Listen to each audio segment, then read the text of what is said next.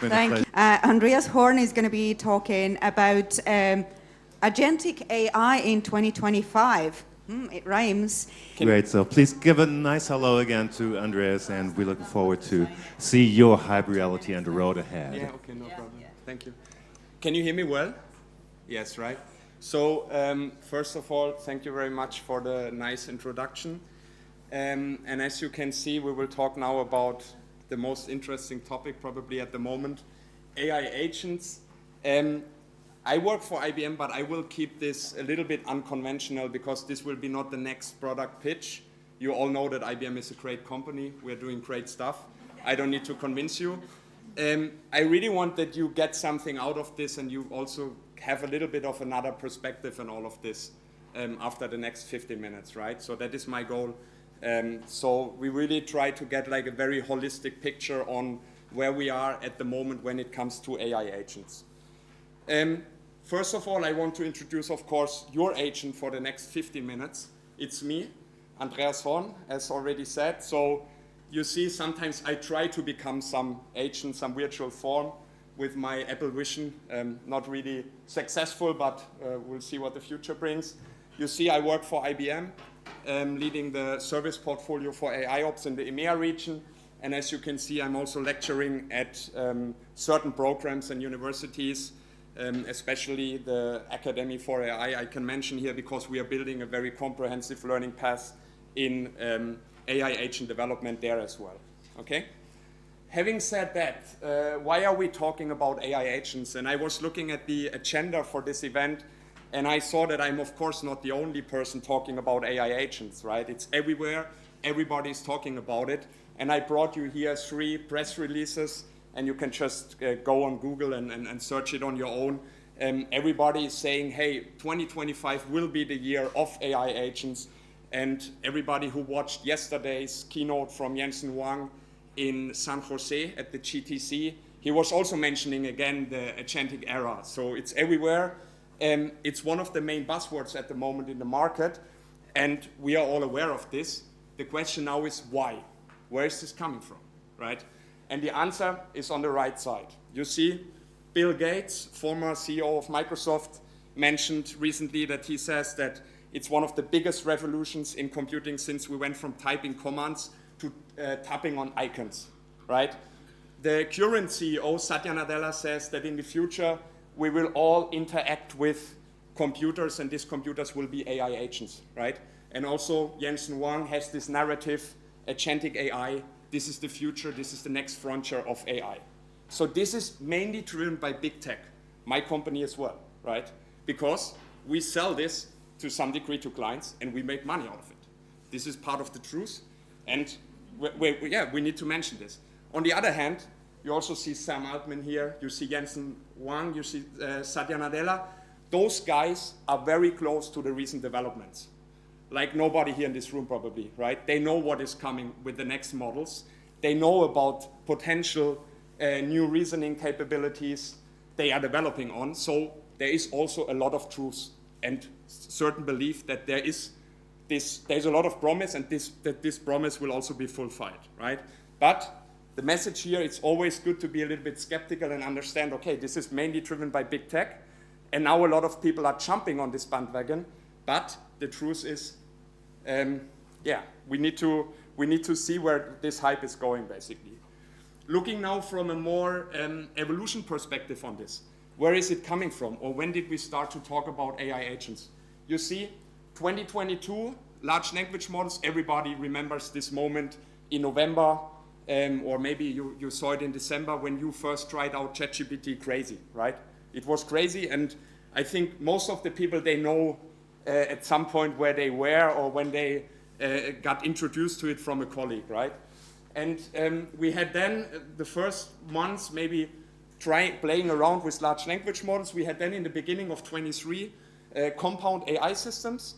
You could also say that 23 was the year of RAG, right? At IBM worldwide, we did more than 2,000 pilots and POCs just with RAG. Graph RAG, vertical RAG, agentic RAG, and so on, right? And you see then in start of 24, we are talking now about these agentic systems, okay? Also, I want to mention AI agents and of course agentic systems are not the same, but I come to this in a second. Okay, so it's important to understand this evolution, because if you look into it from a more architectural perspective, and this is the same picture just broken down into how this is set up. You see on the left side large language models, ChatGPT, where you have incoming user queries. They go into the model, they are answered, that's it. Then you have second row, fixed LLM flow, basically RAG and all that kind of stuff, where the query goes also in, but you put context before, right? So this is very effective, and then this helps you to answer the question more efficient. If you have an enterprise, you have enterprise-specific use cases, this is what you want to do. You don't want to use a generic model. And then you see on the right side, LLM agent, and you see the complexity already here. It has a memory, it has a planning, decision-making, execution layer. These are the so-called famous reasoning capabilities.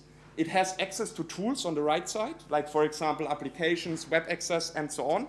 And it also has this execution layer at the bottom, and of course the flow back, right? Because what does an agent do? An agent is has the possibility to make decision on its own, right? It has this feedback loop, okay? But this is one of the pictures. This is painted by me, by us, okay? But you probably saw also other pictures, right? There are many pictures in the market. So what is the second takeaway here? Everybody's talking about AI agents. You see other calls here, other people talking in this event. They talk about AI agents, but no one really understands or has a clear picture, clear understanding about it, okay? And what we see is the term AI agent has become a catch-all for anything involving automation and LLMs. And I see this also often talking to clients. They're talking, yes, we have this AI assistance, and in the next sentence they're talking about AI agents, right? And they use this term, for example, as the same. Okay, so very important to understand that there is no universal definition about AI agents. For every person, this can be something different, okay? The third point I want to talk about is the current situation in the market. Don't worry if you cannot see anything here, but I can tell you these are all startups or also established companies building, for example, the top layer AI agents builder, okay? And these are 142.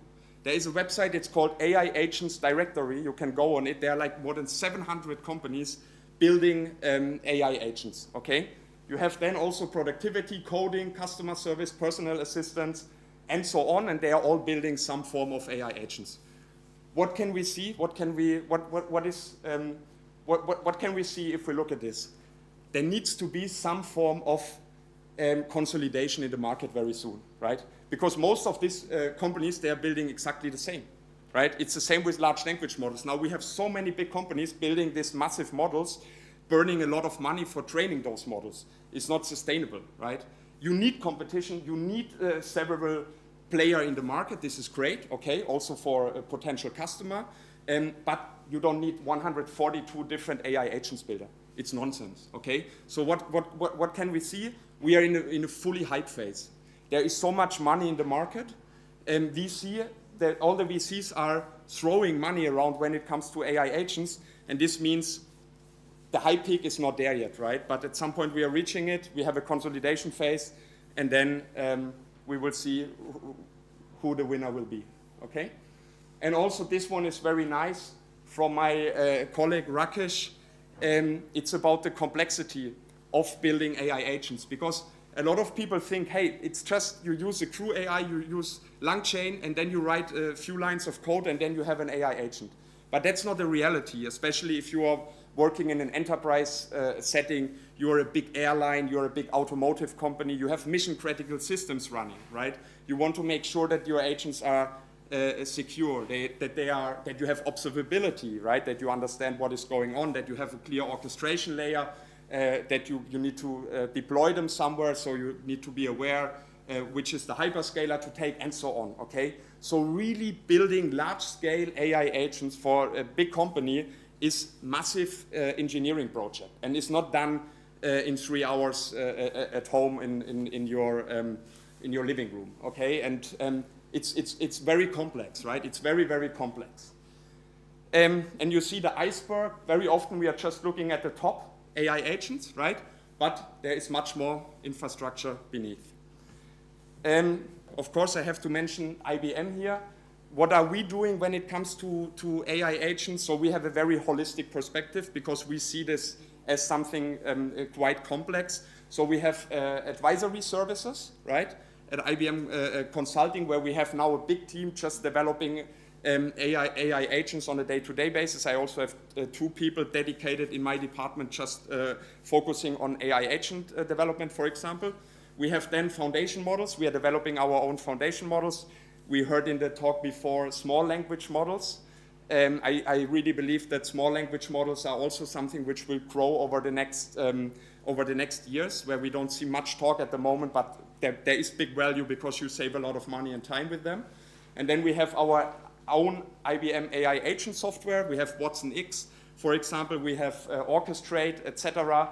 And we have our ecosystem where we work very closely with strategic partners like all the hyperscalers, Agentforce, ServiceNow, and all of these companies, okay? So why is this important and why do I tell you this? We are at the moment, we have also a research center, and we are at the moment creating a huge study. We have done around 200 MVPs or POCs in that area, and we are looking now into them and try to create some ideas what works well, what maybe does not work so well. And what we see is 2 main lessons, okay? So the first lesson is building a toy model or MVP is easy, right? Everybody can do this, right? There's a lot of even no-code platforms like Nathan and so on. You can build amazing toy projects. And the second point is understanding your data is critical. So we see also that if the data infrastructure is not there, if the data is siloed, if you cannot access the data, this also brings a lot of problems, right?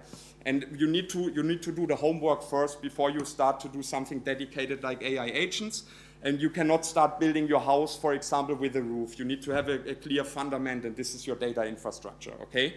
And what is the takeaway here? The gap between an impressive AI demo and real-world impact is significant, okay?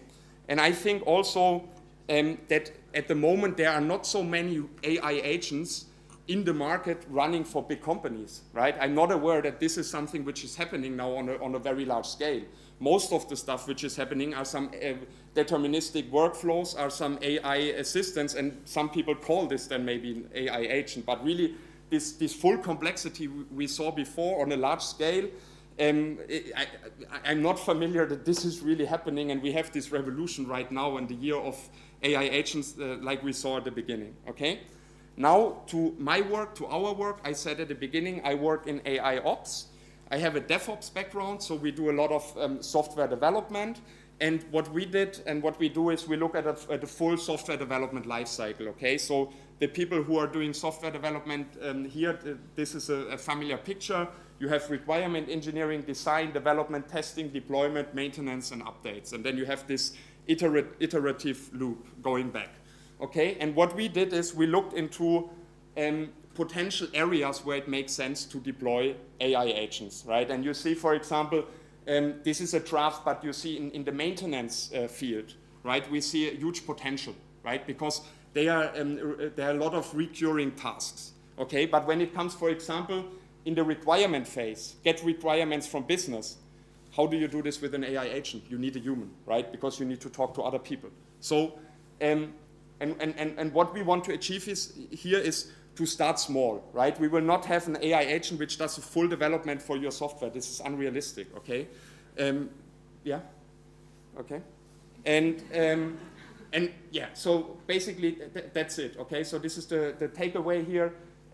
Start small and don't think you have an AI agent which is developing your whole application, right? Start with small use cases. This is a small use case, an agent we are running at the moment as a pilot. I keep it short. It's about providing Azure virtual machines with certain parameters. This is then going into an orchestrator, execution plan, and you have then a user proxy, Jira agent, conference agent, Coda agent, and so on. Okay? And, okay, I have a demo. I cannot show it to you. So what I said, think big but start small, and be careful when you go into production. And to wrap it up, my last sentence is, we saw at the beginning 2025, the year of the AI agents. I think not quite. Instead, I think 2025 will be the year of agentic exploration, where enterprises like us or also our clients move beyond prototypes and start testing AI agents. But we are not here yet in large-scale production. Thank you very much.